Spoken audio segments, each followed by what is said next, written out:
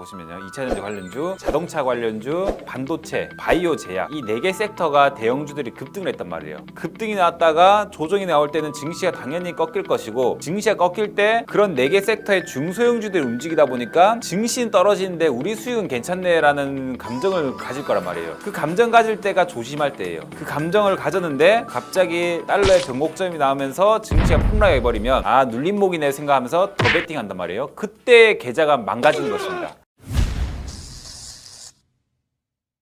2021년 투자 전략에 대해서 오늘 전부 한번 정리를 좀 해보겠습니다. 우리 구독자분들이 좀 도움이 되지 않을까 좀 예상을 하고, 제 유튜브에서도 계속 말씀드렸지만 여러 가지 지표들을 딱 봤을 때 증시의 고점이 다가오고 있고 증시의 마지막 하이라이트 급등만이 남았다라고 개인적으로 좀 생각을 해요. 그래서 2021년을 저는 개인적으로는 그렇게 막 좋게 보진 않습니다. 그래서 지금 항상 말씀드렸던 게 달러가 지금 너무나 이제 하락이 나오고 있고 달러 약세가 끝나고 달러 강세가 나오면 분명히 시장이 꺾인다라고 계속 말씀드렸죠. 그래서 2021년 월별로 어떤 이슈를 좀 주목해봐야 되는지, 그리고 증시를 어떻게 봐야 되는지 이런 부분들을 한번 살펴보도록 하겠는데, 제가 일단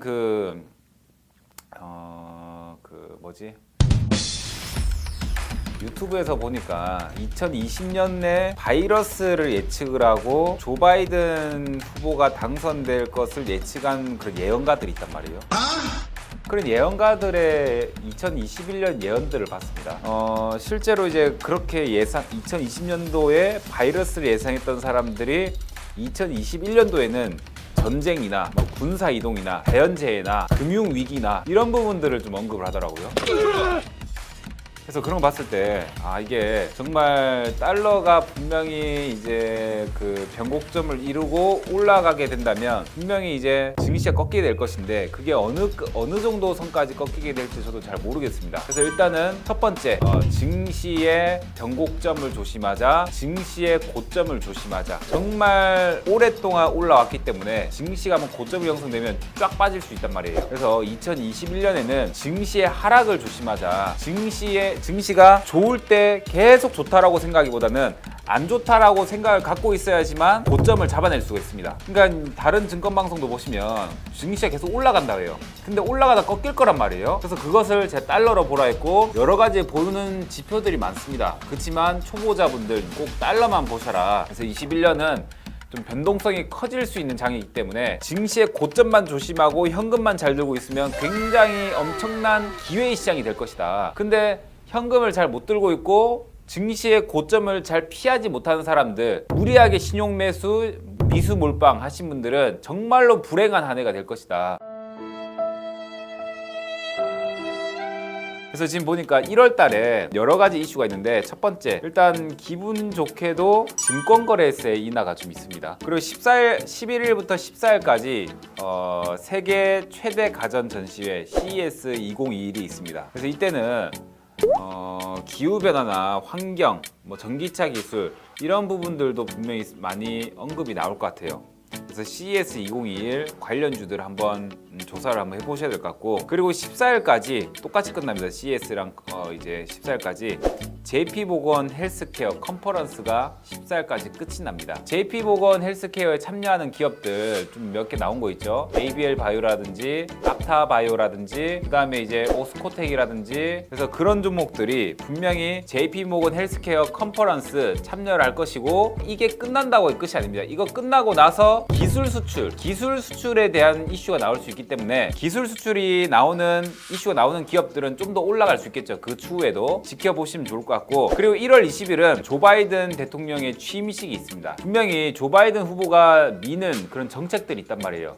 처음에 이 초기 때가 굉장히 중요한데, 초창기 취임하고 나서 1년 정도는 굉장히 열심히 일을 합니다. 수많은 정책들을 계속 얘기를 할 거란 말이에요. 그 주요한 부분들이 조 바이든 대통령의 추진한 정책들이 바로 이제 친환경, 신재생 에너지 이런 부분들을 계속 밀고 있죠. 그래서 보시면 우리의 조선업황 같은 경우에서도 이 조 바이든 후보 때문에 이 탄소 배출권 이런 부분들 때문에 조금 더 부각을 받을 수 있다, 이런 관점도 좀 있습니다. 전 세계적으로 친환경에 대한 부분들, 그런 부분들이 분명히 이슈가 나올 것이기 때문에 친환경 관련주들 꼭 보셔야 됩니다. 풍력 관련주, 그 다음에 이제 태양광 관련주, 뭐 전기차라든지 뭐 수소차라든지 이런 부분들 꼭 봐야 된다. 자, 그리고 2월달 넘어가겠습니다. 2월달은 우리나라에 이제 코로나 백신이 단계적으로 도입된다는 이슈가 좀 나오고 있어요. 그러면서 분명히 이제 백신이 도입되면 그 다음 치료제에 대한 부분들이 분명히 부각을 받겠죠. 그러니까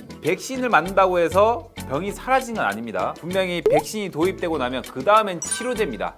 그럼 2월달 이후에는 계속 치료제 종목들을 봐야 돼요. 분명히 셀트리온이 항체 치료제가 좀 나오는데 그게 뭐 승인이 될 때쯤까지 해서 더 올라갈 것이고, 그 이후에 승인이 된다고 한다면 그 이후에 나올 치료제들, 그런 치료제들의 순환매가 나올 것입니다. 순환매. 그럼 추후에 나올 수 있는 신풍제약이라든지 부강약품이라든지 우리나라에서 임상이 들어간 그런 종목들, 치료제 종목들 한번 잘 지켜보셔야 된다 말씀을 드리겠고요. 그리고 3월 달엔 중요한 게 그 중국 양회가 있습니다. 중국 양회. 3월 3일부터 5일까지 전인대가 있죠. 그때 개최를 하는데, 과거에도 작년에도 전인대가 개최가 됐을 때 그때 중국 관련주들이 한번 상승이 좀 나왔었거든요. 2월이나 1월 후반, 2월 초반부터는 중국 관련주들 한번 잘 봐야 될 것 같아요. 바이든 후보까지 당선되었고, 분명히 지금 중국 같은 경우에서도 여러 국가들이랑 조금 더 손을 잡으려고 하고 좀 더 동맹을 하려고 합니다. 중국의 지금 활동이 활발해지고 있습니다. 활발해지고 경제 성장률이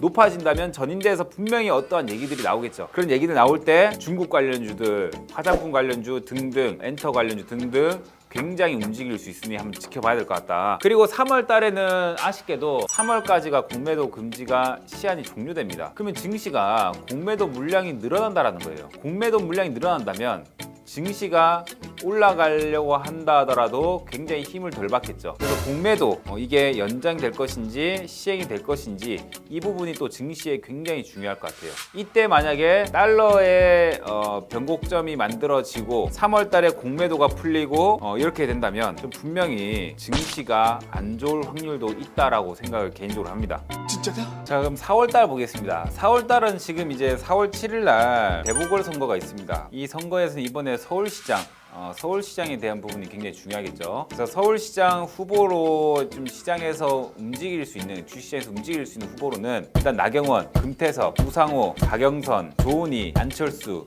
이런 분들이 좀 계시겠죠.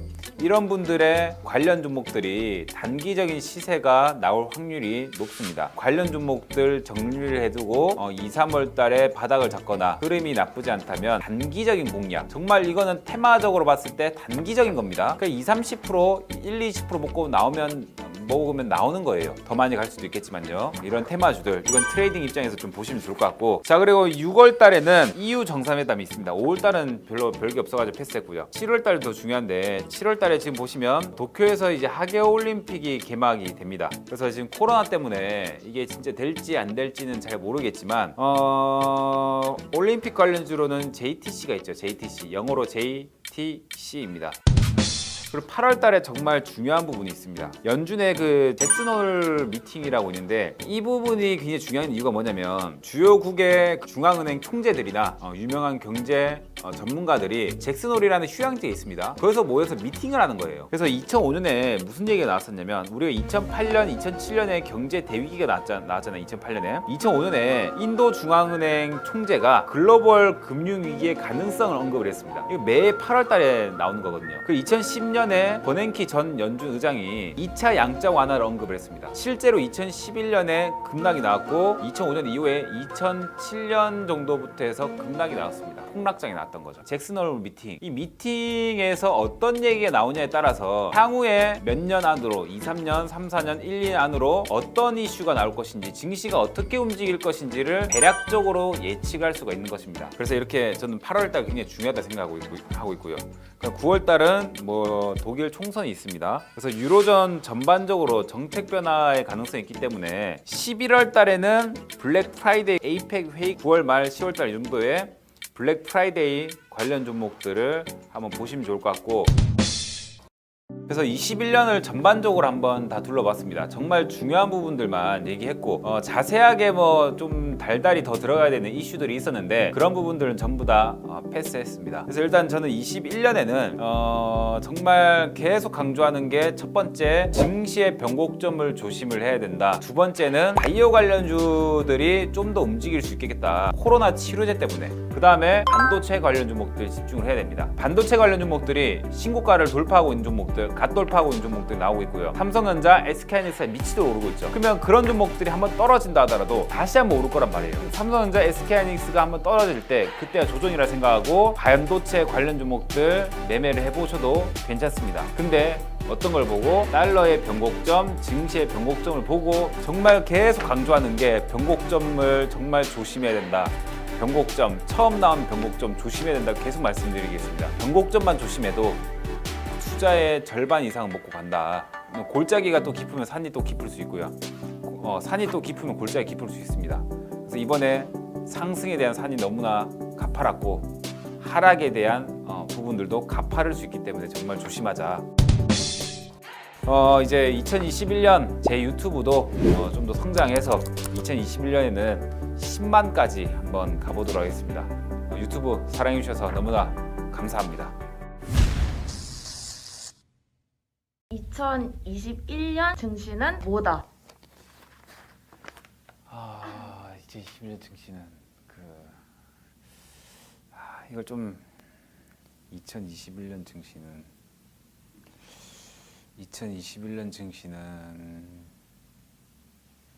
이걸 뭐라고 하죠? 이렇게 하겠습니다. 2021년 증시는 태세 전환이 정말 중요한 시기. 얼마나 태세 전환을 잘하냐에 따라서 승패가 달라질 겁니다.